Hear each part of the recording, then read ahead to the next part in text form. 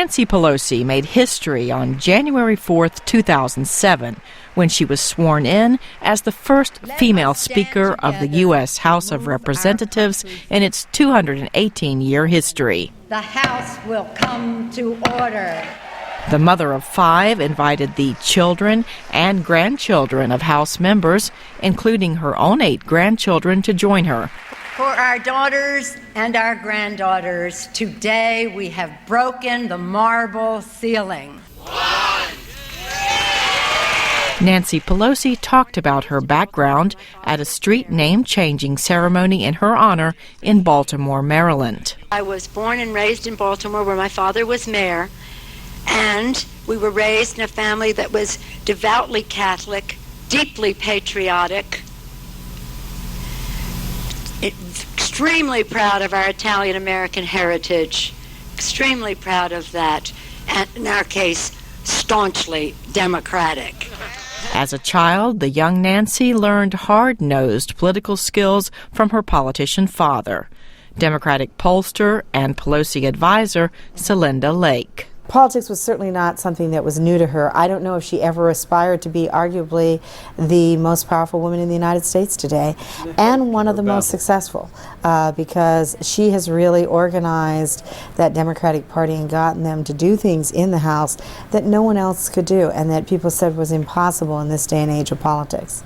One of the things Pelosi got done as Speaker that Democrats had been trying to do for more than 70 years is to pass sweeping health care reform. Lake says Pelosi was clearly the driving force in the effort. Other people wanted to cave in when people wanted to say, including, very powerful man in our party, said, well, let's just do children's health care and let's come back at it another day.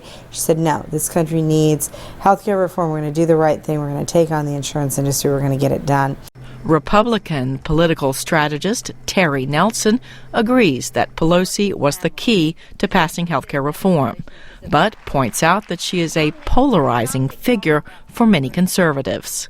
Her unfavorable rating is usually in the high 40s to low 50s, which for a Speaker of the House is really, really extraordinary. I mean, Speakers of the House tend to be, they're obviously important figures, but they tend not to be extraordinarily well known across the country.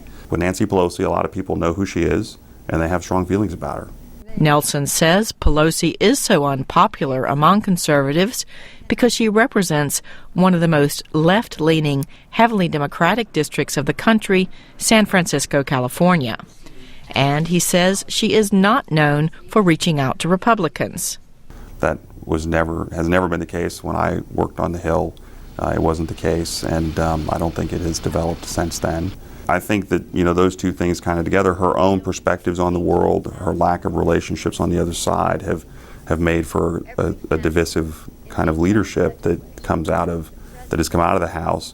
And it has stood in contrast to the way Barack Obama campaigned in 2008. Some analysts say that Speaker Pelosi and President Barack Obama complement each other, with her tough, behind-the-scenes way of getting things done and his gift for inspiring many with his public speeches. The two still have a lot more they want to accomplish, including financial reform, immigration reform, and climate change legislation. To do this, Pelosi has to try to hold on to the Democrats' current majority in the House of Representatives when the entire House is up for re-election this November. If the Republicans do win back the majority, she will no longer be Speaker. But her place in history will be secure as the first female Speaker and the one who helped push health care legislation through Congress. Cindy Saine, VOA News.